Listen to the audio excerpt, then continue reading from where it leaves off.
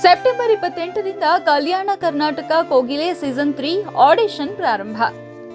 ಕಲ್ಯಾಣ ಕರ್ನಾಟಕ ಕಾರ್ಯನಿರತ ಪತ್ರಕರ್ತರ ಸಂಘದ ಜಿಲ್ಲಾ ಪತ್ರಿಕಾ ಭವನದಲ್ಲಿ ನಡೆದ ಪತ್ರಿಕಾಗೋಷ್ಠಿಯಲ್ಲಿ ಕರ್ನಾಟಕ ಸಂಘಟನಾ ವೇದಿಕೆ ಸಂಸ್ಥಾಪಕ ರಾಜ್ಯಾಧ್ಯಕ್ಷ ಗುರುಬಂಡಿ ಅವರು ಕಲ್ಯಾಣ ಕರ್ನಾಟಕ ಕೋಗಿಲೆ ಸೀಸನ್ 3ರ ಕುರಿತು ಮಾಹಿತಿ ನೀಡಿದರು. 28/9/2025 ಭಾನುವಾರ ಬೆಳಗ್ಗೆ 10 ಗಂಟೆಯಿಂದ ಸಂಜೆ 4 ಗಂಟೆಯವರೆಗೆ ಕನ್ನಡ ಭವನ, ತಿಮ್ಮಾಪುರ ಸರ್ಕಲ್, ಕಲಬುರಗಿಯಲ್ಲಿ ಆಡಿಷನ್ ಕಾರ್ಯಕ್ರಮ ನಡೆಯಲಿದೆ. ಗುರುಬಂಡಿ ಮಾತನಾಡಿ, ಈಗಾಗಲೇ ಯಶಸ್ವಿಯಾಗಿ ಸೀಸನ್ 1 ಮತ್ತು 2 ಪೂರ್ಣಗೊಂಡಿದ್ದು ಜನರಿಂದ ಅದ್ಭುತ ಪ್ರತಿಕ್ರಿಯೆ ದೊರಕಿದೆ. ಈ ಬಾರಿ ಸೀಸನ್ 3 2 ತಿಂಗಳ ಕಾಲ ನಡೆಯಲಿದ್ದು ಒಟ್ಟು 5 ಸುತ್ತುಗಳು ಇರಲಿವೆ. ಗ್ರ್ಯಾಂಡ್ ಫಿನಾಲೆ ನವೆಂಬರ್ನಲ್ಲಿ ನಡೆಯಲಿದೆ ಎಂದು ತಿಳಿಸಿದ್ದಾರೆ.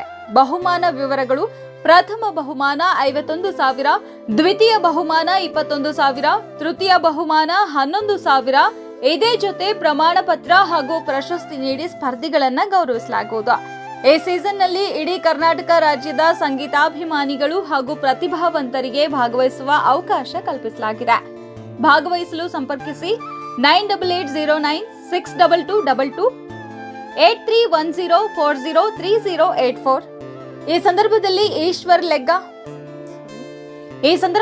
ಈಶ್ವರ್ ಹೆಗ್ಗ, ಸಚಿನ್ ಪೂಜಾರಿ, ಪ್ರದೀಪ್ ಓಂಕಾರ್, ಅನಿಲ್ ಬಂಡಿ, ಸಾಗರ್ ಭಾವಿ, ಶಿವಕುಮಾರ್ ಪಾಟೀಲ್, ಬೀರಪ್ಪ ಪೂಜಾರಿ ಹಾಗೂ ಹಲವಾರು ಪತ್ರಕರ್ತರು ಉಪಸ್ಥಿತರಿದ್ದರು. ಮಾಡಿದ್ದೀವಿ. ನೆಕ್ಸ್ಟ್ ಬರ್ತಕ್ಕಂಥ ದಿನಗಳಲ್ಲಿ ಮೆಗಾ ಆಡಿಷನ್ ಮತ್ತೆ ಸೆಮಿಫೈನಲ್ ಆ ತರ ಸುತ್ತುಗಳನ್ನೆಲ್ಲ ಮಾಡಿರ್ತೀವಿ. ಷರತ್ ಅಂದ್ರೆ ಏನು, ಕನ್ನಡ ಹಾಡುಗಳಿಗೆ ಅಷ್ಟೇ ಅವಕಾಶ ಇರ್ತದ. ನೀವು ಸಿನಿಮಾ ಹಾಡನ್ನು ಹಾಡ್ಬೋದು, ಮತ್ತು ತತ್ವಪದ, ಭಾವಗೀತೆ, ಮತ್ತೆ ಯಾವುದೇ ರೀತಿ ಸಾಂಗ್ಗಳು, ನಿಮ್ ಸ್ವಂತ ರಚನೆ ಆಗಿರ್ಬೋದು, ಭಜನೆ ಹಾಡಾಗಿರ್ಬೋದು, ಯಾವುದೇ ಹಾಡುಗಳಾದ್ರೂ ಕೂಡ ನೀವು ಹಾಡ್ಬೋದು. ಇದು ರಿಜಿಸ್ಟ್ರೇಷನ್ ಬಂದ್ಬಿಟ್ಟು ಇದು ಕೆಳಕಂಡ ನಂಬರ್ಗೆ, ಅಂದ್ರೆ ನಂಬರ್ ನಿಮ್ಗೆ ತಿಳಿಸ್ಕೊಡ್ತೀನಿ.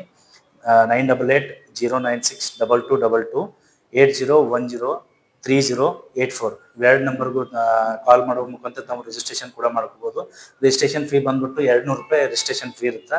ನೀವು ಆಫೀಸಿಗೆ ಬಂದು ಕೂಡ ಮಾಡ್ಕೋಬಹುದು, ಮತ್ತೆ ನೀವು ಆನ್ಲೈನಲ್ಲಿ ಕೂಡ ವಾಟ್ಸಪ್ ಮುಖಾಂತರ ಕೂಡ ಮಾಡ್ಕೋಬಹುದು. ಮತ್ತೆ ಈ ಸಂದರ್ಭದಲ್ಲಿ ಜಿಲ್ಲಾಧ್ಯಕ್ಷರಾಗಿರ್ತಕ್ಕಂಥ ಈಶ್ವರ್ ಹೆಗ್ಗ ಆಗಿರ್ಬೋದು, ಪ್ರದೀಪ್ ಓಂಕಾರ್ ಆಗಿರ್ಬೋದು, ಅನಿಲ್ ಬಂಡಿ ಆಗಿರ್ಬೋದು, ಸಾಗರ್ ಭಾವಿ ಆಗಿರ್ಬೋದು, ಶಿವಕುಮಾರ್ ಪಾಟೀಲ್ ಆಗಿರ್ಬೋದು, ಬೀರಪ್ಪ ಪೂಜಾರಿ ಆಗಿರ್ಬೋದು, ಹಾಗೂ ನಮ್ಮ ಇನ್ನಿತರ ಕಾರ್ಯಕರ್ತರು ಎಲ್ಲರ ಈ ಪತ್ರಿಕಾಗೋಷ್ಠಿಯಲ್ಲಿ ಹಮ್ಮಿಕೊಂಡಿದೆ ಅಂತ ಈ ಮೂಲಕ ಹೇಳ್ತೀನಿ. ಈಗ ಸತತವಾಗಿ 3 ವರ್ಷಗಳಿಂದ ಮಾಡ್ತಾ ಇದ್ರಿ ಈ ಭಾಗದಲ್ಲಿ, ಹೇಗೆ ಅನಿಸ್ತಾ ಇದೆ ನಿಮ್ಗೆ? ರೆಸ್ಪಾನ್ಸ್ ಯಾವ ರೀತಿ ಸಿಗ್ತಾ ಇದೆ ಸರ್?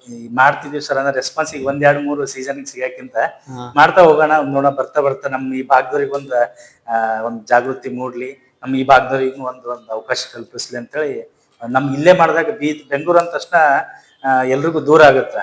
ಅಫ್ಕೋರ್ಸ್ ಇಲ್ಲಿನವ್ರಿಗೂ ಇವಾಗ ಈ ಚಾನ್ಸ್ಗಳು ಸಿಗ್ತಾ ಇದೆ. ನಮ್ಮ ಭಾಗದಲ್ಲಿ, ಬೀದರ್ ಭಾಗದಲ್ಲಿ ಮೊದಲೇ ಬಹುಮಾನ ಗೆದ್ರು ಸರಿಗಮದಲ್ಲಿ.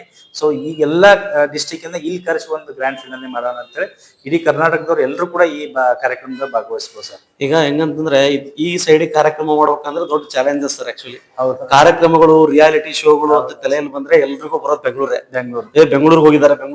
ಆದ್ರೆ ಈ ಭಾಗದಲ್ಲಿ ಪ್ರಯತ್ನಗಳು ಚೆನ್ನಾಗಿ ನಡೀತಾ ಇವೆ. ಬಟ್ ಎಲ್ಲೋ ಒಂದ್ ಕಡೆ ನೀವು ನಿರೀಕ್ಷೆ ಮಾಡದಷ್ಟು ನಮ್ಗೆ ಸಪೋರ್ಟ್ ಸಿಗ್ತಾ ಇಲ್ಲ ಅಂತ ಅನ್ಸೋದು 100% ಸಿಗ್ತಿಲ್ಲ ಸರ್. ಎದುರುಗಡೆ ಹೇಳೋದೇನಿದೆ. ಬಟ್ ಮೊನ್ನೆ ಒಬ್ರು ಮಂಗಳೂರವ್ರು ಆಕ್ಚುಲಿ ಫೋನ್ ಮಾಡಿದ್ರು, ಸರ್ ಅದೇ ನಿಮ್ ಕಾರ್ಯಕ್ರಮಕ್ಕೆ ನೋಡಿದೆ ಇನ್ಸ್ಟಾಗ್ರಾಮ್ ದಲ್ಲಿ, ಮತ್ತೆ ಕಾಂಟ್ಯಾಕ್ಟ್ ಮಂಗಳೂರಲ್ಲಿ ನಮ್ಗೊಂದು ಸಿನಿಮಾ ನಂಟಿರೋದ್ರಿಂದ ಅಲ್ಲಿ ಒಬ್ರು ಸ್ವಲ್ಪ ಜನ ಶೇರ್ ಮಾಡಿದ್ರಿಂದ ಅಲ್ಲಿಂದ ಒಂದು 4-5 ಕಾಲ್ ಬಂದ, ಸರ್ ಮಂಗಳೂರಿಂದ ಗುಲ್ಬರ್ಗ ಬಂದು ಆಡಿಷನ್ ಕೊಡ್ಬೇಕಂದ್ರೆ ತುಂಬಾ ದೂರ ಆಗುತ್ತಲ್ಲ, ಹೆಂಗ್ ಮಾಡ್ಬೇಕು ಅಂತಂದ್ರೆ, ಇಲ್ಲ ಮೇಡಮ್ ಇಲ್ಲಿಂತಾನೆ ಪ್ಲಾಟ್ಫಾರ್ಮ್ ಮಾಡಿದೀವಿ ಗುಲ್ಬರ್ಗಕ್ಕಂತಾನೆ. ನೀವು ಯಾವುದೇ ಜಿಲ್ಲೆಯಲ್ಲಿ ಆಗಿರ್ಬೋದು ಕರ್ನಾಟಕ, ಅಂದ್ರೆ ನೀವು ಅದು ಅವಕಾಶ ಮಾಡಿ ಕೊಟ್ಟಿದ್ದೀರಿ. ರಾಜ್ಯದ ಯಾವ ಜಿಲ್ಲೆಯಲ್ಲಿ ಆದ್ರೂ ಕೂಡ ಮಾಡ್ಬೋದು ಸರ್. ಅಂದ್ರೆ ಕೇವಲ ಕಲ್ಯಾಣ ಕರ್ನಾಟಕ ಇಡೀ ಕರ್ನಾಟಕದಲ್ಲಿ ಯಾವುದೇ ಡಿಸ್ಟ್ರಿಕ್ಟ್ ದವರಾದ್ರೂ ಕೂಡ ಇಲ್ಲಿ ಬಂದು ಭಾಗವಹಿಸಬಹುದು. ಅಂದ್ರೆ ಅಲ್ಲಿನವ್ರಿಗೆ ಇಲ್ಲಿ ಕರೆಸಿ ನಾವು ಗುಲ್ಬರ್ಗದಾಗ ಒಂದು ಗ್ರ್ಯಾಂಡ್ ಫಿನಲ್ ಆಗಿ 5 ರೌಂಡ್ಗಳು ಏನಾದ್ರೆ ಗುಲ್ಬರ್ಗದಾಗ ಮಾಡ್ಬೇಕನ್ನೋದು ಒಂದು ಉದ್ದೇಶ ಇಟ್ಕೊಂಡು ಕಾರ್ಯಕ್ರಮ. ಈಗ 3 ವರ್ಷದಿಂದ ನಿಮ್ ನೇತೃತ್ವದಲ್ಲಿ ಮಾಡ್ತಾ ಇದ್ದಾರೆ. ಯಾಕೆ ಮಾಡ್ಬೇಕು ಅನ್ಸುತ್ತೆ ಸರ್? ಇಂಥದೊಂದು ಪ್ರಯತ್ನ ಯಾಕೆ ಮಾಡ್ಬೇಕು? ಈಗ ಸುಮಾರು ನಮ್ಗೊಂದ್ ಕೆಲವೊಂದು ಈಗ ಬೇರೆ ಕಾರ್ಯಕ್ರಮ ಅಂತೂ ತಾವೆಲ್ಲ ನೀವು ಜೊತೆಗಿದ್ರಿ, ಬೇರೆ ಕಾರ್ಯಕ್ರಮ ಅಂತೂ ಮಾಡಿರ್ತೀವಿ. ನೀವು ನೋಡಿರ್ತೀರ, ರಾಜ್ಯೋತ್ಸವ ಆಗಿರ್ಬೋದು, ಸೋಷಿಯಲ್ ವರ್ಕಿಂಗ್ ಆಗಿರ್ಬೋದು, ದತ್ತು ಕಾರ್ಯಕ್ರಮ ಆಗಿರ್ಬೋದು, ಸಂಗೀತ ಬೇರೆ ಕಾರ್ಯಕ್ರಮ ಆಗಿರ್ಬೋದು, ಭರತನಾಟ್ಯ ಬೇರೆ ಕಾರ್ಯಕ್ರಮಗಳು ಎಲ್ಲ ಮಾಡ್ತಾ ಬಂದಿರ್ತೀನಿ. ಇದು ಒಂಚೂರು ನಾವು ಆಕ್ಚುಲಿ ಬೇಸಿಕಲಿ ಸುಮಾರು 10-12 ವರ್ಷ ಹಿಂದ್ಗಡೆ ಒಂದು ಸಿಂಗರ್ ಆಗಿದ್ದೆ ನಾನು ಕೂಡ. ಒಂದು ಪ್ಲಾಟ್ಫಾರ್ಮ್ ಸಿಗಕ್ಕೆ ಎಷ್ಟು ಕಷ್ಟ ಆಗುತ್ತೆ ಅಂತೇಳಿ ಆಸ್ ಎ ಕಲಾವಿದಾಗ ನನ್ಗೆ ಗೊತ್ತಿದೆ. ಸೊ ಅಂತ ನನಗಾಗಿರೋ ಕಷ್ಟ ಮತ್ತೆ ಬೇರೆಯವ್ರಿಗೆ ಆಗ್ಬಾರ್ದು. ನಮ್ಮ ಭಾಗದಲ್ಲಿ ಒಂದು ಪ್ರತಿಭೆ ಇರ್ತಕ್ಕಂಥ ಒಂದು ಪ್ಲಾಟ್ಫಾರ್ಮ್ ರೆಡಿ ಮಾಡೋಣ ಅಂತ ಕಾರಣಕ್ಕೆ ಮಾಡಿದ್ದೀನಿ ಸರ್. ಈಗ ಕೆಲವೊಬ್ರು ಆ ಭಾಗದವ್ರು ಏನಂತಾರೆ ಅಂದ್ರೆ ಈ ಭಾಗದಲ್ಲಿ ಪ್ರತಿಭೆಗಳು ಬಹಳಷ್ಟು ಕಡಿಮೆ ಇದಾವೆ, ಪ್ರತಿಭೆಗಳಿಲ್ಲ, ಹೋದ್ರು ಕೂಡ ಬೆಳವಣಿಗೆ ಎಷ್ಟು ಜನ ಹೋಗ್ತಾರೆ. ಆದ್ರೆ ಇಂತ ಪ್ಲಾಟ್ಫಾರ್ಮ್ ಅನ್ನ ನೀವು ಏನ್ ರೆಡಿ ಮಾಡ್ಕೊಂಡಿದ್ದೀರಲ್ಲ, ಇದು ಸಾಮಾನ್ಯ ಮಾತಲ್ಲ. ಆದ್ರೆ ಇದರಲ್ಲಿ ಚಾಲೆಂಜಸ್ ಕೂಡ ಸಾಕಷ್ಟು ಬರ್ತವೆ. ಎಲ್ಲರೂ ಕೂಡ ನಿಮ್ಮನ್ನ ಸ್ವೀಕಾರ ಮಾಡ್ಕೊಳಕ್ ಆಗೋದಿಲ್ಲ.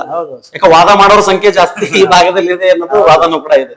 ಅವೆಲ್ಲ ಹೆಂಗ್ ಚಾಲೆಂಜಸ್ ಗಳನ್ನ ಮತ್ತೆ ಎಲ್ಲ ಒಂದ್ ಏನೋ ಕೆಲಸ ಮಾಡಕ್ ಕುಂತಾಗ ಎಲ್ಲಾನು ಅಡೆತಡೆಗಳು ಇದೆ. ನಿಮ್ಮ ಹೃದಯದ ಆರೋಗ್ಯ ಕಾಪಾಡಿಕೊಳ್ಬೇಕಾ? ಹಾಗಿದ್ರೆ ನೀವು ಆರೋಗ್ಯ ಅಡುಗೆ ಎಣ್ಣೆಯನ್ನ ಬಳಸಿ.